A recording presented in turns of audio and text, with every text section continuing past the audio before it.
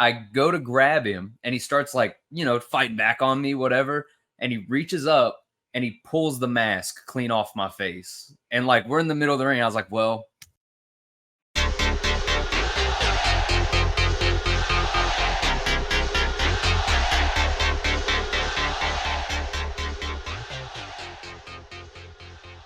guys, gals, non-binary pals, thank you so much for joining us today on Wrestling Road Stories. I'm accompanied by my friends, the man named Dan, Angel Black, and I, of course, am the nicest guy in town, Chance Rizer. And I just want to say thank you so much for having me today, y'all. Oh man, thank you so much for being here, buddy. It's an honor. Let's go ahead and jump right into it and hit us with a bad road story. When you say like a bad road story, do you mean like there was like a negative outcome? I guess it's hard to distinguish what is a good and a bad road story. I gotcha. It comes down to what you feel is your worst road story. It could have a positive ending. We've had some like that, but if there's one that's just like totally negative, give you an example. Caleb Conley's bad road story ended up with him coming home to his house being robbed. So yeah, okay, that's bad. That's pretty bad. Gosh, I mean, it's tough. I should have been thinking about this more before we actually got on here. But I feel like I just related all to wrestling. I mean, my house has never been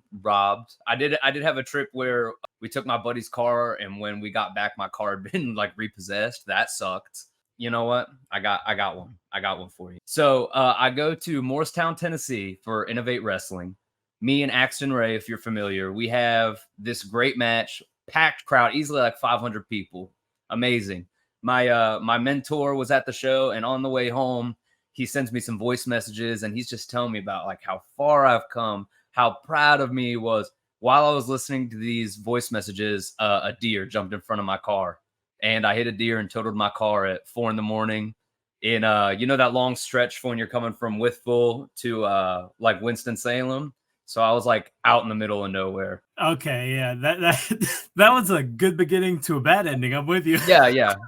It's like highest to highs, lowest to lows. Yeah. Kind of situation, man. For sure. Yeah, Axton's awesome, dude. We plan on having him on here at some point as well. Like that. Yeah, guy. I love Axton, man. That was a guy. Whenever I don't go out to Tennessee a lot anymore, but when I was wrestling in Tennessee pretty frequently, me and him were married for such a long time. Like we were wrestling each other, every other weekend. We were teaming together some weekends, and we just kind of tried to keep the continuity and the ball rolling all the time. All right. Yeah. And that's a short, quick, bad story. I do kind of like that in all around. Like you kind of led right into, hey, hit a deer, total my ride. Yeah. 4 a.m. Yikes. All right. I mean, coming from West Virginia, it's not the first deer I've hit, but it was just the worst timing possible. Yeah. I went to ASW for their you were there. For the Bash Beckley. Bash Beckley, yeah. Past 4 deer on the side of the road. Yeah. Oh yeah, they're all over the place. That's where deer hang out in your yard, is in West Virginia. I believe it. All right, so let's head into your good road story. A good road story. I don't know, man. They're all pretty good. When you love wrestling and you like being on the road, you like the camaraderie of it. I mean, every job has like this is BS, this is crap, whatever. But that one's definitely tougher to pick out, I'll go back a little further to where I was really trying to get opportunities in wrestling. This is something that happened. There was this company, and they were a part of the wrestling school that I started with. The company was called WVCW, West Virginia Championship Wrestling. No longer a company, but they had been a company for a long time. And at the time in West Virginia, there was them. And then on the other side of the state was ASW. So WVCW was really somewhere that you wanted to work, right? And I had been reffing there for a long time, and I really wanted to wrestle for them. They started letting me they had like this Russian Invaders faction, right? So we were all in masks. They were run by a guy named Boris Petrov, and he was just like rude Russian manager, and then we were all like just the goofy, goons, whatever.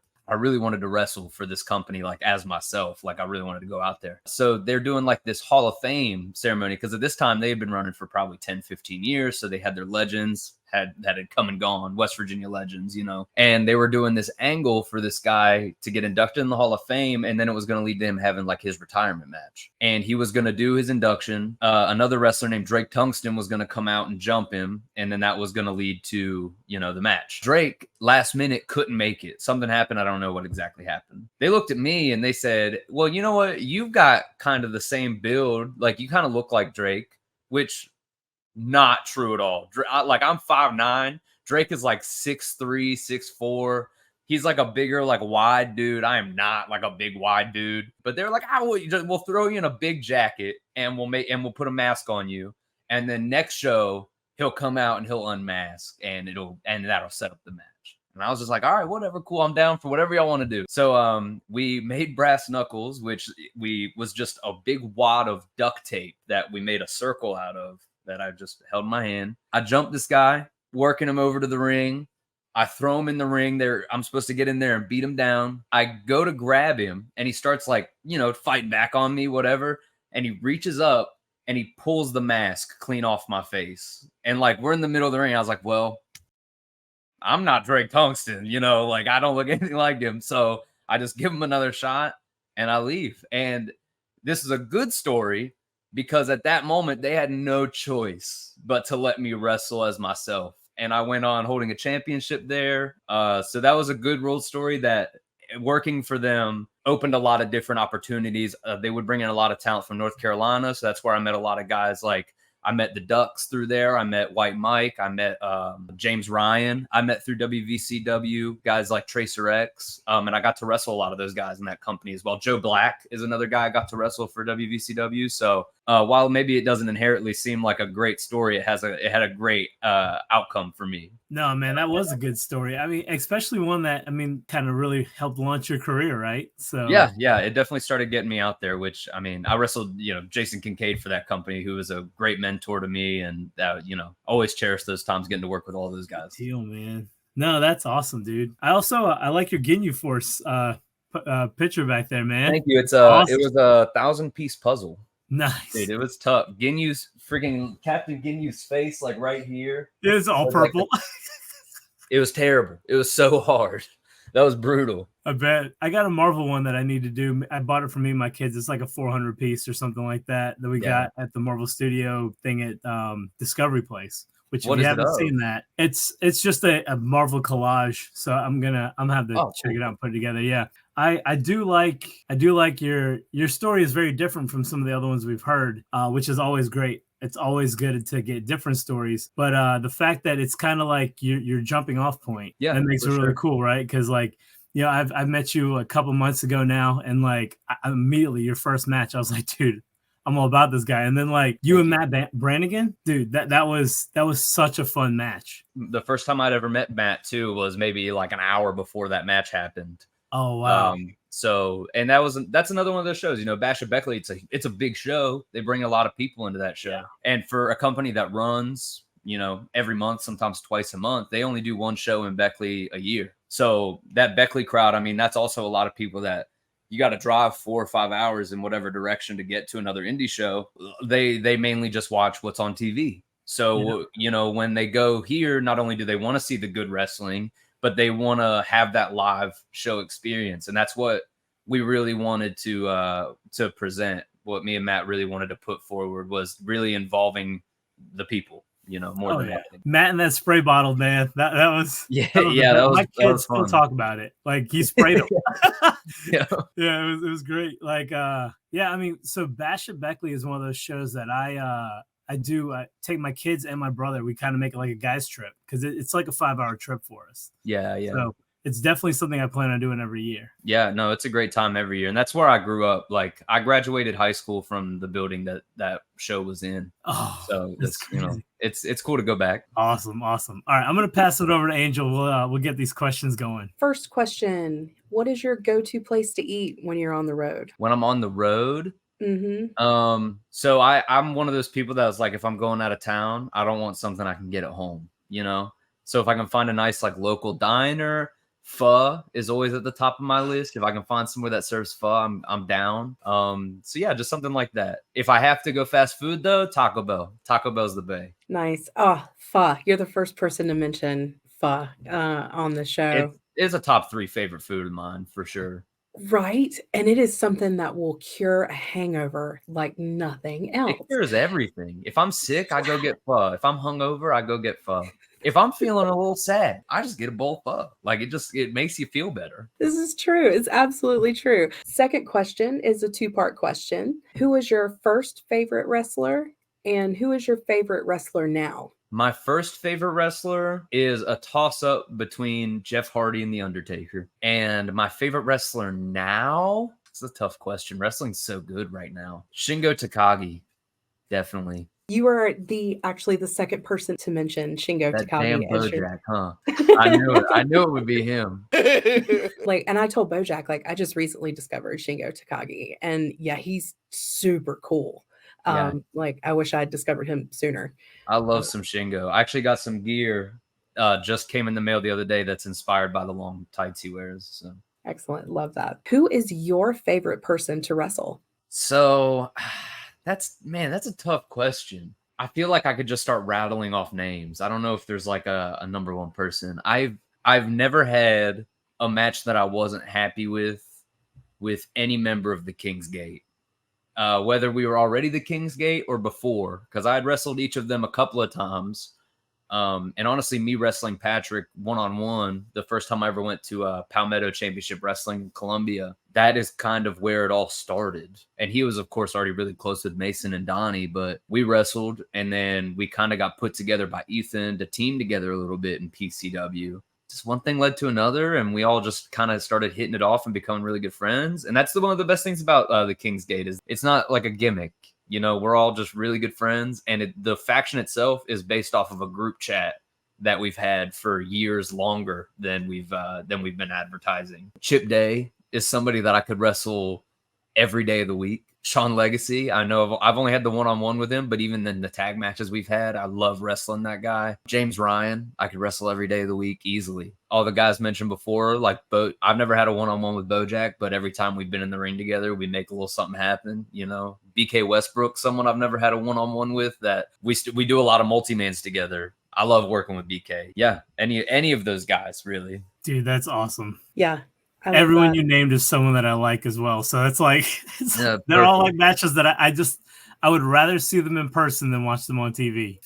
I mean, enjoy it. For a lot of those guys, enjoy that while you can, man, because I am so confident in some of these guys to like really take off and get to that platform. Oh yeah, matter of We're time. To grab them all, yeah. Because like right now, I get FaceTime with a lot of those guys that you mentioned, and I'm like, I want all of them on here because they need to be seen by everybody, and I would love to be like, hey, I watched them when they were still like growing, you know? Yeah. Because I've been like BK. It's probably been 2 years now that I've been watching him wrestle, and I'm like, dude, like he's such a good heel. Even though he's such a nice guy, like when he's in the ring, I'm like, I'm booing this guy. Like I hate him. Like, yeah, for sure. I mean, just even since I've met him, like just the amount of upside he's had and the progress that he's made just from watching, and you know, taking a grain of salt. Who am I? I don't know anything about anything, but I can visualize like this guy is really good and he keeps getting better and better and better, you know? Yeah, that list just kept going and going. And I'm like, this list just gets more and more awesome. Yeah, I'm sorry. It was hard to pick just one. No, like all of those answers were great. Our next question is, do you have a Ricky Morton story? Yeah. The first time I ever met Ricky was actually in Beckley. They would always bring him in for this show that they did every year in the parking lot of a Buffalo Wild Wings, about 5 minutes from where I grew up, my childhood home. The year difference was the year that Ricky got inducted into the Hall of Fame. So the first time, Ricky, so nice to meet you. You know, you're very polite, whatever. Oh, nice to meet you. He was nice back, right? We didn't really communicate much after that. The second time, it'd been a full year. I'm sure he meets a lot of people. I introduced myself twice to a lot of people because I'm never going to assume that somebody remembers me. I'm, you know, especially with that amount of time. And honestly, I'm terrible with names and faces and shit like that. So this time, though, he was WWE Hall of Famer Ricky Morton. You know, he wasn't just Ricky Morton anymore. So I go to shake his hand and reintroduce myself. and he hits me with this guy right here to shake my hand. He's like, but you better look at that ring and know who you messing with right now. And I was like, all right, I get it. A little side story, same day, we're all changing in like a tent, and there's like this field next to the Buffalo Wild Wings, and there's some geese in the field. And me and my buddy at the time, we were like, oh, wow, look at these geese. And we're just being dumb kids. We're going to walk over and see what's up with these geese until they fly away, right? So we start walking over there. We get like halfway over there, and we hear Ricky Morton from the tent behind us. And he goes, and pardon my language here, but this is quote for quote. He said, "That goose gonna fuck you up." Like, so we just went back to the tent. Yeah. And then there was the time that Patrick and I got to wrestle Ricky, and this was a little over a year ago, maybe a year and a half ago. And man, we were sitting and just talking, and we never really even talked about the match until right before we went out there, which is classic. You know, that's the way they do it back then. I remember he was there for a little bit, but specifically Robert Gibson was there, giving us like a little mini seminar in the parking lot.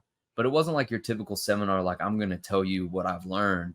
It's like a seminar of like, here's all the ways that could possibly hurt you if I really wanted to. Like, he was like, yeah, and then I was in a bar and I snapped this guy's arm, and you're like, and he like puts you in it, and you're like, okay, dude, I get it. Like, I won't stiff you out there. Like, just chill. Is that the same time that he gave Patrick the Canadian Destroyer? Is that no? That was at PWX. That was actually for ASW in one of their smaller shows in Harts, West Virginia. When we were talking to Savannah Evans, that was something she had mentioned, that like Ricky walked in the room and pointed at Patrick, was like, "You're getting a Canadian Destroyer." Yeah. yeah, I remember that. Yeah. Yeah.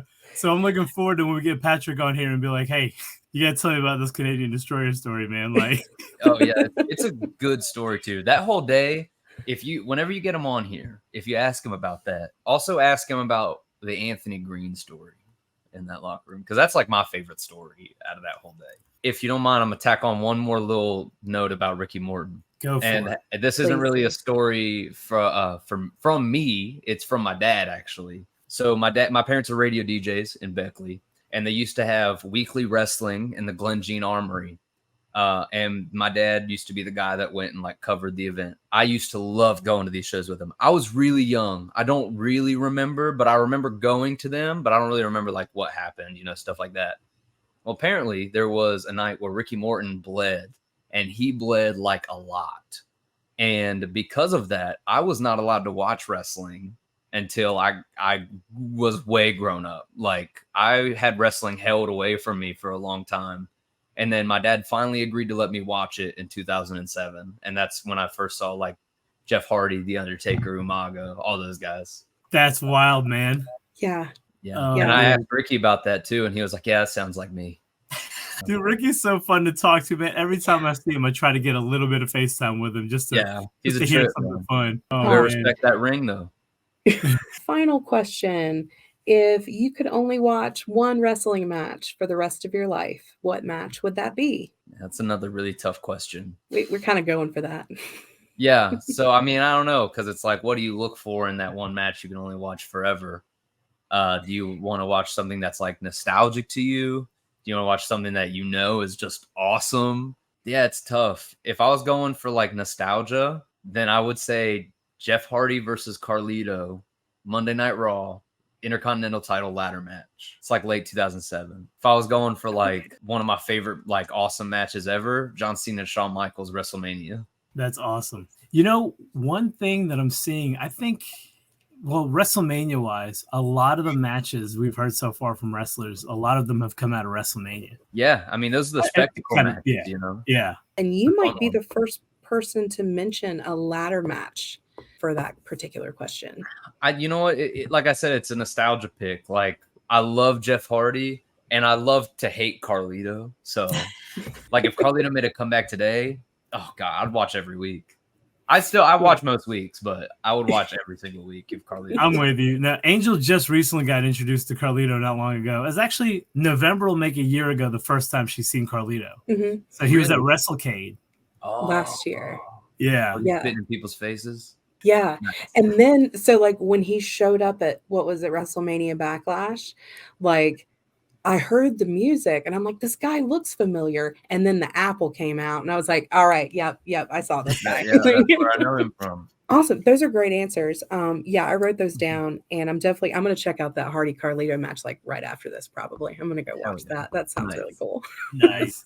There were some other guys that I got to meet through going to WVCW. Anthony was actually one of the first people I ever met at WVCW. Like when I went there for the very first time, him and Jason Kincaid did a 60-minute Iron Man match. And like, it's the first time I ever sat and watched a 60-minute wrestling match and was invested in it from the beginning to the end.